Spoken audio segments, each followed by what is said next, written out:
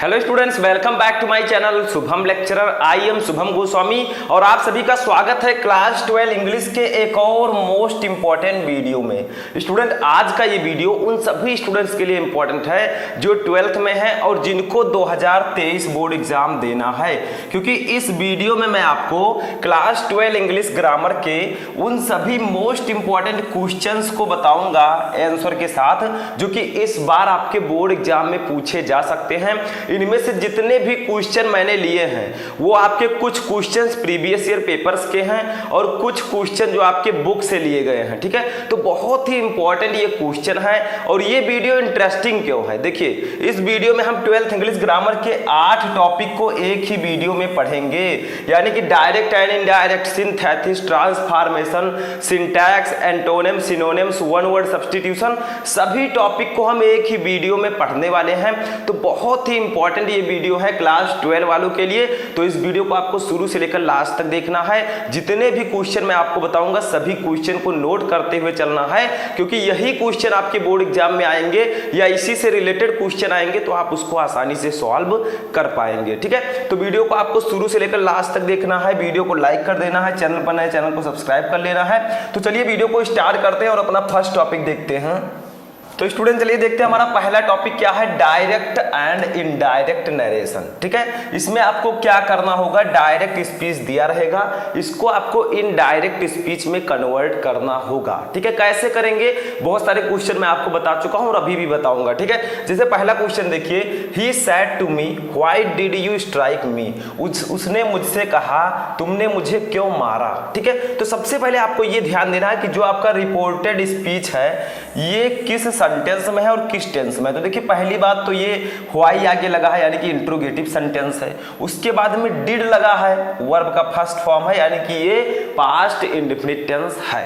ठीक है, तो पास्ट इंडेफिनिट टेंस अगर आपकी डायरेक्ट स्पीच में है तो जब उसे इनडायरेक्ट में कन्वर्ट करेंगे तो पास्ट परफेक्ट टेंस में कन्वर्ट हो जाएगा। ठीक है, जिसमें हम हैड का यूज करते हैं। तो चलिए लिखते हैं, देखिए इंट्रोगेटिव में मैंने आपको बताया था सैड टू के स्थान पर हम आस्क्ड का यूज करते हैं। ठीक है, तो सैड टू के स्थान पर आस्क्ड लिख देंगे, मी लिख देंगे। ठीक है, या आप इंक्वायर्ड ऑफ का भी यूज कर सकते हैं सैड टू के स्थान पर। ठीक है, मैंने आपको बताया था।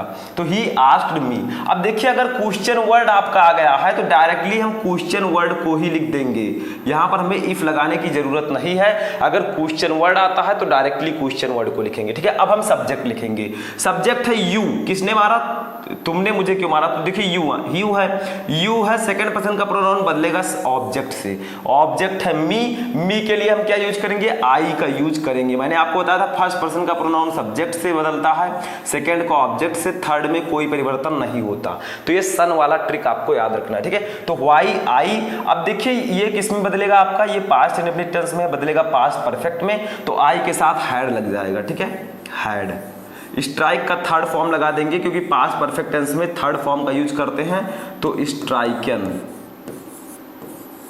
मी है फर्स्ट पर्सन का प्रोनाउन बदलेगा सब्जेक्ट से, सब्जेक्ट है ही, इसके लिए हम यूज करेंगे हिम। ठीक है, क्या यूज करेंगे, हिम का यूज करेंगे। तो इस प्रकार से आपका ये इनडायरेक्ट में कन्वर्ट हो चुका है। तो सैड टू के स्थान पर आस्क्ड का यूज करना है, अगर क्वेश्चन वर्ड दिया गया है डायरेक्टली क्वेश्चन वर्ड लिख देंगे, बाकी टेंस में परिवर्तन कर देंगे। ठीक है, समझ में आ रहा है, धीरे धीरे सब समझ में आने लगेगा। ठीक है, बस क्वेश्चंस आप लोग समझिए। दूसरा देखिए, the boy said to the teacher please help us, यानी कि लड़के ने अध्यापक से कहा कृपया हमारी सहायता करो। अब देखिए यहां पर कृपया हमारी सहायता करो, कौन सा सेंटेंस है, इंपरेटिव सेंटेंस, क्योंकि यहां पर हेल्प मांगा जा रहा है, रिक्वेस्ट किया जा रहा है। ठीक है, तो पहली बात तो इंपरेटिव सेंटेंस है, तो चलिए बनाते हैं। तो देखिए लिखेंगे द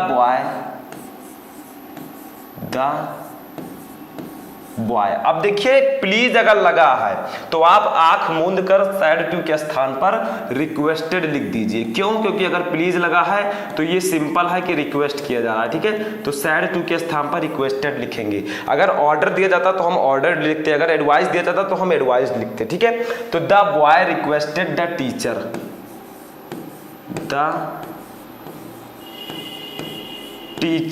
ठीक है, द टीचर। अब देखिए यहां पर क्या करना है, क्योंकि इंपरेटिव सेंटेंस में हम टू लगा देते हैं तो टू लगाएंगे, हेल्प लगा देंगे।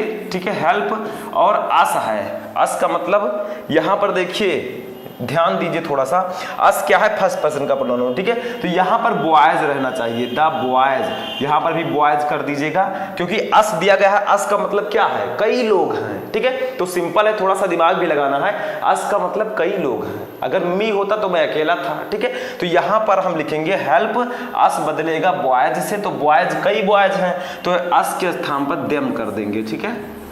अस के स्थान पर हम देम कर देंगे। तो इस प्रकार से आपको डायरेक्ट से इनडायरेक्ट में कन्वर्ट करना होता है, ठीक है। समझ में आ गया डायरेक्ट एंड इनडायरेक्ट नरेशन। चलिए नेक्स्ट टॉपिक देखते हैं क्या है हमारा। अब देखिए स्टूडेंट, जो हमारा नेक्स्ट टॉपिक है वो है सिंथेसिस ऑफ सेंटेंसेज। सिंथेसिस का मतलब क्या होता है, दो या दो से अधिक सेंटेंसेज को जोड़कर एक सेंटेंस में कन्वर्ट करना, ठीक है। कैसे करेंगे देखिए, जैसे देखिए, और मीनिंग नहीं बदलना चाहिए, जो मीनिंग ऊपर है वही नीचे भी होना चाहिए।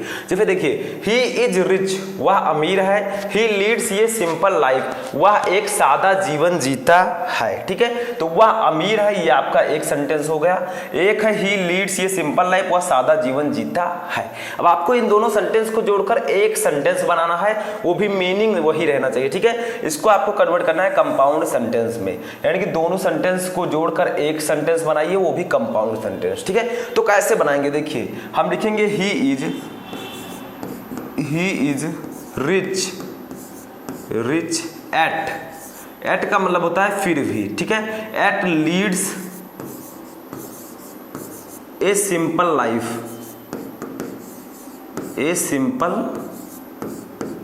लाइफ, ठीक है।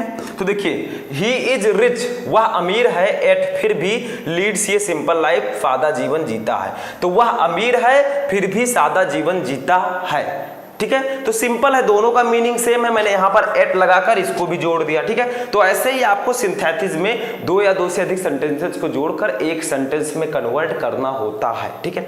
ऐसे दूसरा देखिए हमारा क्या है, इसको भी समझ लीजिए।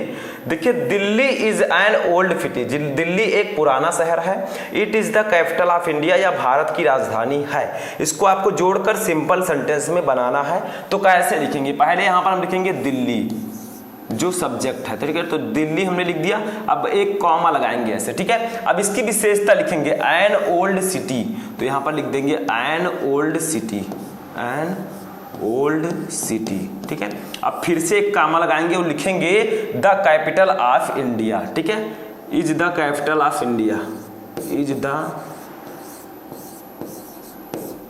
कैपिटल ऑफ इंडिया, ठीक है। तो क्या कहा मैंने, Delhi an old city is the capital of India, यानी कि दिल्ली एक पुराना शहर भारत की राजधानी है, ठीक है। तो इस प्रकार से हम दिल्ली लिखकर एक कॉमा लगाकर उसकी विशेषता लिख देंगे और बाकी हम ऐसे लिख देंगे, ठीक है। तो ऐसे ही आपको सिंथेसिस बनाना होता है। आई होप कि आपको समझ में आ चुका होगा। चलिए नेक्स्ट टॉपिक देखते हैं, तीसरा टॉपिक क्या है। अब देखिए स्टूडेंट, जो हमारा थर्ड टॉपिक है वो है ट्रांसफॉर्मेशन ऑफ सेंटेंसेज। इसमें आपको क्या होता है, ट्रांसफॉर्म करना होता है सेंटेंसेज को। कैसे करेंगे देखिए, ट्रांसफॉर्मेशन ऑफ सेंटेंसेज। जैसे आपका फर्स्ट दिया गया है मदन, ये मदन है, ठीक है। मदन राइट्स ये लेटर, इसको आपको पैसिव वॉइस में ट्रांसफॉर्म करना है, यानी कि मदन राइट्स ये लेटर, इसको आपको पैसिव वॉइस में बदलना है। तो पहले ये देखिए, मदन राइट्स ये लेटर कौन सा टेंस है बताइए। देखिए वर्ब में यस या ईएस लगा है, यानी कि ये प्रेजेंट इंडेफिनिट टेंस है, ठीक है। तो जब भी हम पैसिव वॉइस में किसी टेंस को परिवर्तित करते हैं तो पहले ऑब्जेक्ट लिखते हैं। तो मदन एक पत्र लिखता है, कौन लिखता है, मदन, ये सब्जेक्ट हो गया, ठीक है। क्या लिखता है, एक पत्र, ये ऑब्जेक्ट हो गया, ठीक है। तो पहले हम ऑब्जेक्ट लिखेंगे, तो लिखेंगे ए लेटर, ये लेटर, ठीक है। अब देखिए हम क्या करते हैं, जब हम प्रेजेंट इंडेफिनिट टेंस का पैसिव वॉइस बनाते हैं तो इज आरएम का यूज करते हैं, तो इज लगा देंगे, ठीक है। वर्ब का थर्ड फॉर्म लिखेंगे रिटन। अब बाई लगाकर हम सब्जेक्ट को लिख देंगे बाई मदन, ठीक है, बाई मदन। तो ये आपका बन चुका है। देखिए a letter is written by Madan, समझ में आ गया। तो मदन राइट्स ये लेटर, तो ये letter is written by mother. तो पहले आपको ऑब्जेक्ट लिखना है, फिर इज लगाना है, इजारम, क्योंकि जब हम प्रेजेंट इंडेफिनिट टेंस को पैसिव वॉइस में कन्वर्ट करते हैं तो इजारम प्लस वर्ब का थर्ड फॉर्म लेते हैं, तो इज रिटन बाय लगाकर सब्जेक्ट लिख देना है, ठीक है। अच्छा दूसरा देखिए, the Taj Mahal is very beautiful, यानी कि ताजमहल बहुत सुंदर है। इसको आपको एक्सक्लामेटरी सेंटेंस में कन्वर्ट करना है। कैसे करेंगे, ठीक है। तो लिखेंगे how beautiful, how beautiful the Taj Mahal is, the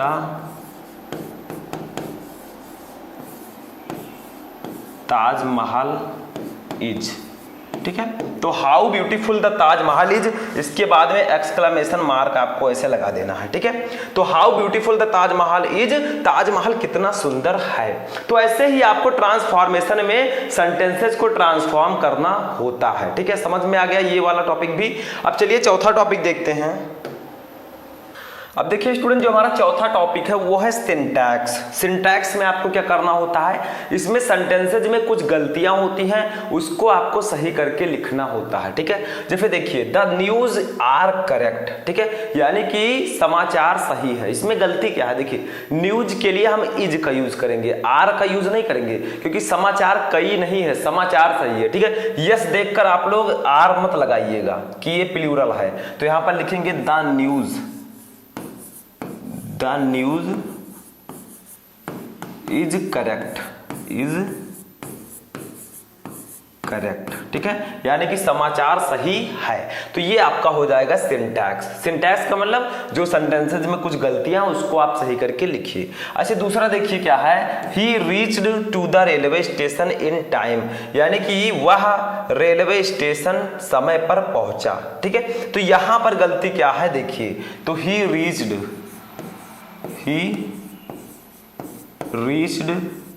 two का यूज हम नहीं करेंगे, डायरेक्टली लिखेंगे ही reached the railway station, the railway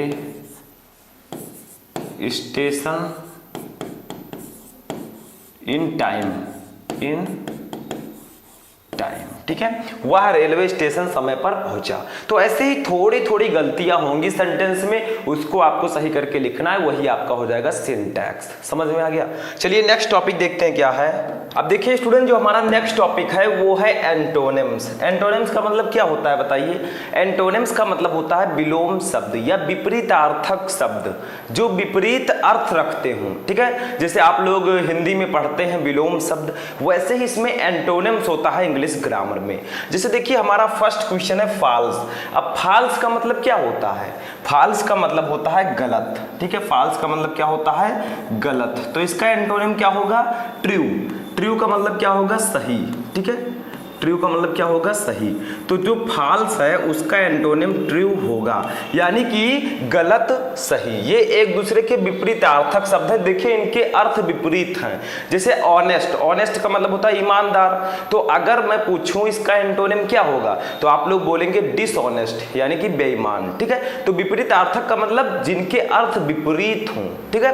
तो फॉल्स का मतलब गलत, ट्रू का मतलब सही। ऐसे दूसरा देखिए फॉर्च्यून। फॉर्च्यून का मतलब होता है भाग्य। क्या होता है, भाग्य। तो इसका एंटोनिम क्या हो जाएगा, मिसफॉर्च्यून।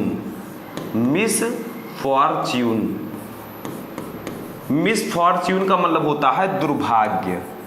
क्या होता है, दुर्भाग्य, ठीक है। तो भाग्य का एंटोनिम क्या होगा, दुर्भाग्य। तो फॉर्च्यून का एंटोनिम हो जाएगा मिसफॉर्च्यून, ठीक है। सिंपल है, कोई भी प्रॉब्लम नहीं होगा। ऐसे ही आपको एंटोनिम्स लिखना होता है। चलिए तीसरा देखते हैं रिलायबल। रिलायबल का मतलब होता है विश्वसनीय, विश्वसनीय या भरोसेमंद भी आप कह सकते हैं, ठीक है।